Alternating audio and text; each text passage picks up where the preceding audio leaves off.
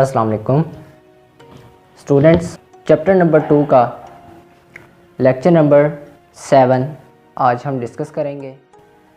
Chapter number 2 के आगाज़ से ही हमने एक प्रैक्टिकल एग्जांपल को लिया और उसमें अब तक जितनी भी टर्मिनोलॉजीज़ हमने पढ़ी उनका प्रैक्टिकली क्या ट्रीटमेंट होता है एक अकाउंट में, उसको हमने अंडरस्टैंड किया। मज़ीद कुछ ट्रांजैक्शंस हैं जिनका ट्रीटमेंट देखना ज़रूरी है। तो चलिए आज का लेक्चर का आगाज़ करते हैं। लेक्चर नंबर 7 है जिसमें आज हम अपना 7th स्टेप डिस्कस करेंगे। For micrologics the expenses paid during the month. अब यहाँ पर एक्सपेंसेस का ज़िक्र आ रहा है। ऑब्वियसली जब एक बिज़नेस रन होता है उसमें सर्टेन एक्सपेंसेस होते हैं, कई तरह के अखराजात आते हैं। उनमें से चंद अखराजात का ट्रीटमेंट हम यहाँ पर देखेंगे, बिकॉज़ तमाम अखराजात का ट्रीटमेंट ऐसा ही होता है जैसा आज हम डिस्कस करने जा रहे हैं। सबसे पहले हमारे पास है वेजेस। वेजेस क्या होते हैं? आप अपने सेलमैन को जो आवरली पे करते हैं या मंथली पे करते हैं या वीकली पेमेंट आप उनको करते हैं, जिनको आप सैलरी भी कहते हैं या उर्दू में आप जिनको कहते हैं दिहाड़ी, ठीक है, मजदूरी जिनको कहते हैं, या उनकी तनख्वाह वो। इसके बाद आ जाता है यूटिलिटी। यूटिलिटी में दोस्तों आपके पास बिलिंग्स आ जाती हैं। ज़्यादातर आपकी जो कह लीजिए टेलीफोन बिल्स हैं, इलेक्ट्रिसिटी बिल्स हैं। अगर आपका कोई रेस्टोरेंट है तो आपके पास जो स्विगी गैस का बिल आएगा, ये आपकी क्या है, यूटिलिटी है, ठीक है। फिर आपके पास आ जाता है रेंट, जो कि वर्थ उसकी कितनी है, 800। रेंट अगर उस सूरत में होगा, ये हो भी सकता है और नहीं भी हो सकता।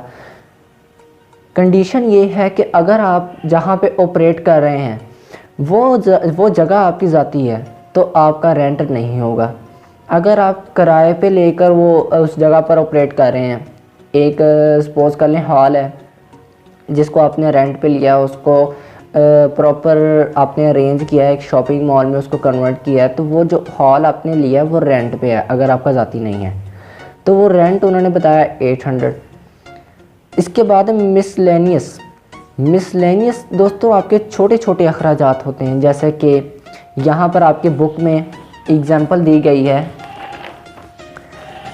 Postage, coffee and magazine. दोस्तों ये जो कुछ रूटीन के आप कह लीजिए अखराजात होते हैं कि आपने अगर कोई पार्सल किया है किसी प्रोडक्ट को, या फिर अगर आपके पास क्लाइंट आते हैं तो आप उनको कुछ सर्व करते हैं, कोई फूड, कोई जूस, कोई कॉफ़ी।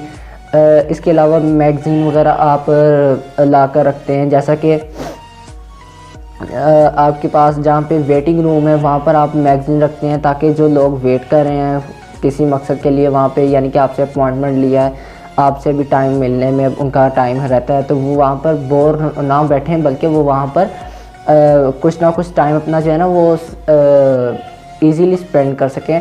तो वहाँ पर या तो आप LCD लगा देते हैं जिस पर न्यूज़ चल रही होती है, या आप वहाँ पर मैगज़ीन रख देते हैं, अखबारात वगैरह रख देते हैं। तो इन चीज़ों का ख़र्चा भी आप किस में एक्सपेंसेस जो हैं वो किस में करते हैं, इसमें ट्रीट करते हैं। अब ये है नीचे दोस्तों एक बहुत ही इंपॉर्टेंट स्टेटमेंट लिखी है, these transaction reduce cash and honours equity. इस तरह की जो ट्रांजैक्शंस होती हैं एक्सपेंसेस, यानी कि ये ऑनर की इक्विटी में भी डिक्रीज़ लेकर आती हैं, कैश में भी डिक्रीज़ लेके आती हैं। ऑब्वियसली कैश जहाँ से भी हमने एक्सपेंस करना है वो एक्सपेंस के लिए हमने पैसे कहाँ से लेने, कैश अकाउंट से लेने। जो बिज़नेस का कैश अकाउंट है तो वो आपका जो कैपिटल है, कैश कहाँ से आता है, कैपिटल से आता है। तो ऑब्वियसली ये दोनों डिक्रीज़ हो जाते हैं एक्सपेंसेस की सूरत में।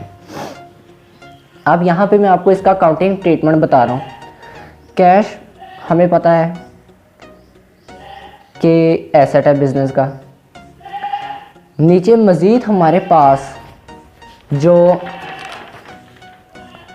आप कह लीजिए एक्सपेंसेस थे वो हमने इस कैश में से माइनस करने हैं। जैसा कि मैंने आपको बताया कि एक्सपेंसेस के लिए हमने पैसे कहाँ से लेने हैं, यानी कि कॉफ़ी मंगवाई है, हमने मैगज़ीन्स ला कर रखे हैं, हमने जो पार्सल भेजा है उसके लिए जो अखराजात है, जो चार्जेस हैं वो हमने कहाँ से लेने हैं, वो बिज़नेस से ही लेने हैं, ठीक है।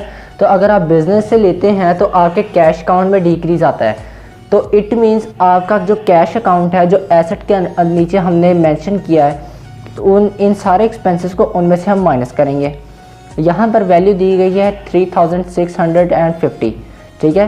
तो ये तमाम एक्सपेंसेस, यूटिलिटी, वेजेस, रेंट और मिसलेनियस एक्सपेंसेस, इनको ऐड करें तो आपके पास 3650 रुपीज़ बनते हैं। इनको आप कैश में से माइनस कर देंगे, तो एक्सपेंसेस आपका इस तरह से ट्रीट किया जाएगा। दूसरी तरफ आपके पास ऑनर्स इक्विटी आती है। ऑनर्स इक्विटी क्या है? आपके पास जहाँ पे प्रॉफिट लिखा है कि जो प्रॉफिट है कैपिटल के साथ साथ प्रॉफिट भी क्या है? ऑनर इक्विटी है, ऑनर्स इक्विटी का एक पार्ट है, ठीक है। अब आपके पास ये जो ऑनर्स इक्विटी का पार्ट है, इसमें से आपने ये एक्सपेंसेस को भी माइनस करना है, क्योंकि हमने पढ़ा है कि ये कैश और ऑनर इक्विटी दोनों को कम करते हैं। क्यों? अच्छा, अब आपके माइंड में एक सवाल आएगा कि ऑनर इक्विटी को क्यों कम करते हैं? कैश में से तो मान लिया कि कम करते हैं। ऑनर इक्विटी को इस तरह से कम करते हैं कि जब कैश में से हमने पैसे निकाल लिए, ये पैसे हमने माइनस कर दिए कैश में से, ताकि अब हमें ये माइनस इसलिए किए हमने कैश में से ताकि हमें पता चले कि हमारा रिमेनिंग कैश कितना है, ठीक है। अब ये जो 3650 है, इसकी रिकवरी हमने कहाँ से करनी है? ये हमने प्रॉफिट से करनी है। यानी कि ये जो हमने एक अलग अकाउंट बनाया है जिसको हम खाता कहते हैं, इसको हमने पूरा करना है अपने प्रॉफिट में से, ठीक है। सपोज़ करें हमें जो प्रॉफिट होता है 10,000 का प्रॉफिट होता है, तो उसमें से 3650 रुपीज़ हमने निकाल लेने हैं एक्सपेंसेस की वजह से। अब वो जब निकाल लेंगे, ऑब्वियसली वहाँ पे आपका 6000 एंड सम अमाउंट वहाँ पे रह जाएगी और वो कम रह जाएगी, और वो जो अमाउंट है, जो प्रॉफिट है, वो किसका हिस्सा है? वो ऑनर्स इक्विटी का हिस्सा है। तो ऑब्वियसली ऑनर्स इक्विटी भी डिक्रीज़ होती है, ठीक है। तो आपका जो प्रॉफिट यहाँ पर मेंशन किया गया है, जो बिज़नेस ने एक माह के अंदर अर्न किया है, वो था 7500। ऐसे ही पढ़ा था हमने पिछले लेक्चर में। अब उस प्रॉफिट में से हमने इन एक्सपेंसेस को माइनस किया है। एसेट वाली साइड में माइनस इसलिए किया ताकि हमारी जो रिमेनिंग कैश अमाउंट है वो हमें पता चल सके। ऑनर्स इक्विटी साइड में प्रॉफिट से माइनस इसलिए किया ताकि ये वाला जो हमारी जो रिकवरी है वो पूरी हो सके, जो कमी आई कैश में वो पूरी हो सके। यहाँ पर कैश की कमी को इंडिकेट किया जा रहा है एसेट साइड में, इधर कैश की कमी को पूरा किया जा रहा है, ठीक है।